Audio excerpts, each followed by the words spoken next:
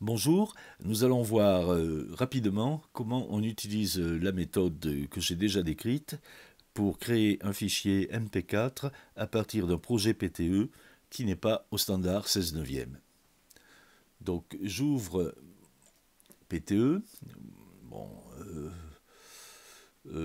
fichier, ouvrir un projet récent, Carl Larsson V1, le voilà. Donc ici c'est un projet qui est en cours. C'est un projet au format 4 tiers parce que c'est le format que j'utilise toujours pour présenter euh, des sujets sur la peinture.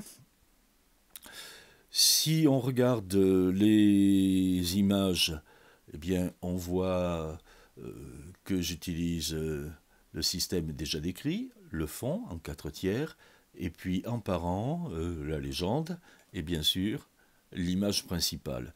Alors parfois il y a un zoom dans l'image, parfois il n'y en a pas. Ici il n'y a pas de zoom, donc c'est du fixe. J'aurais pu, je n'ai pas besoin de mettre des points de contrôle. Là en revanche j'ai trouvé que le tableau était plus intéressant, donc j'ai mis un zoom, voilà, et un panoramique sur le paysage de neige. Et puis là on revient au format initial. Bon, donc ça, j'ai déjà décrit en détail ce procédé. Bien, donc là je suis prêt. Je vais commencer par faire une copie de mon fichier, enregistré sous, j'étais ici en V1, ben je passe en V2, quand le projet sera finalisé, je serai sans doute en V4 et je passerai en V5. Je travaille sur une nouvelle version du projet pour ne pas abîmer la version précédente qui est déjà au point. Voilà. Donc j'enregistre, ok, maintenant je suis tranquille, je peux faire toutes mes modifications, je ne vais pas perdre le travail exécuté précédemment. Donc option du projet, je vois que je suis en format 4 tiers, et si je regarde l'écran, je vois que j'ai fait une personnalisation.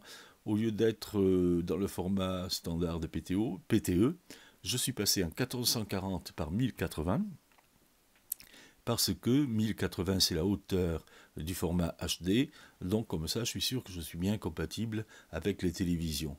Si je prends ma calculette, je vois que c'est un calcul assez simple. 1080, je suis en format 4 tiers, ma hauteur 1080, je la divise par 3 et je multiplie par 4, ça me donne ma largeur de 1440.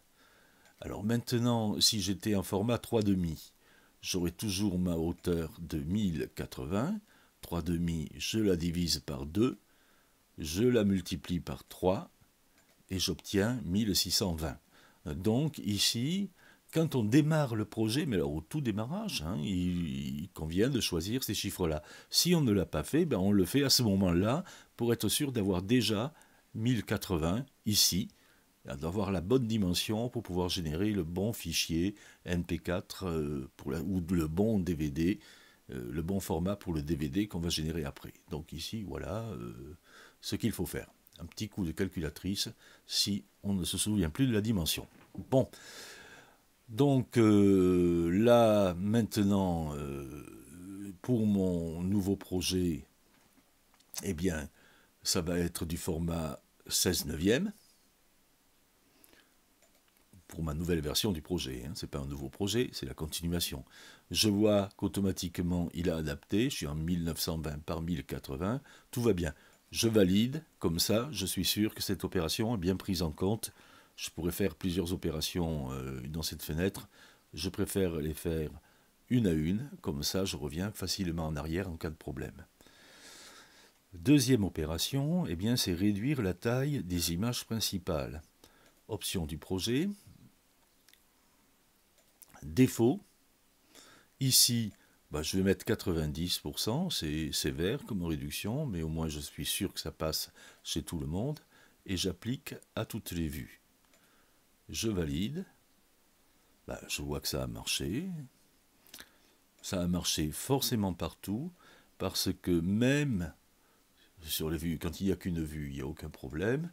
Quand il y a toutes mes vues, il faut bien remarquer que le fond 43, doit être objet principal numéro 1. Donc ça, c'est très important parce qu'en fait, la modification automatique de la taille ne se fait que sur l'objet principal de niveau 1. Bon, donc ici, jusque-là, tout va bien. Mais maintenant, si j'exécute le zoom sur cette image, ben on voit que ça prend bien sûr tout l'écran. C'est moche, c'est ce qu'on veut éviter. Pour cela, c'est pas compliqué. On retourne dans l'option du projet. Maintenant, on va dans les paramètres avancés, afficher le filigrane, personnaliser. Ici, il faut choisir le filigrane. C'est dans ma boîte à outils. Je crois que ça s'appelle cache. Voilà. Alors cache, donc je prends ici un cache 43. Ouvrir. Et ici, il faut bien faire attention aux indications. Position en bas à droite. Ah non. Position au centre. Opacité 100, on est d'accord. Taille 30%, certainement pas. Taille 100%. Décalage, aucun. Donc ça, ce sont des paramètres par défaut qui parfois ne sont pas positionnés correctement. Donc il faut les vérifier et les valider. Bon ben voilà, c'est fait. Maintenant, si je regarde le déroulement de cette image, là ici je le laisse faire en automatique, parce qu'on aura le temps de le voir un peu mieux. Tout d'abord, ma légende s'estompe, ça a permis au spectateur de la lire. Le zoom se fait et je vois bien que mon image reste en format 4/3 et ne déborde pas du cadre du 4/3 grâce au cache. Maintenant, il va y avoir le panoramique et le panoramique aussi s'exécute correctement. Voilà, ici tout est correct sur l'ensemble du projet.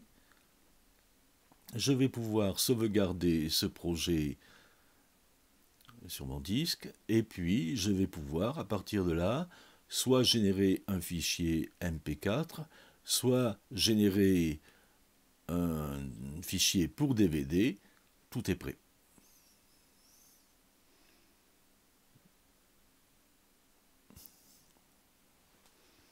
Voilà.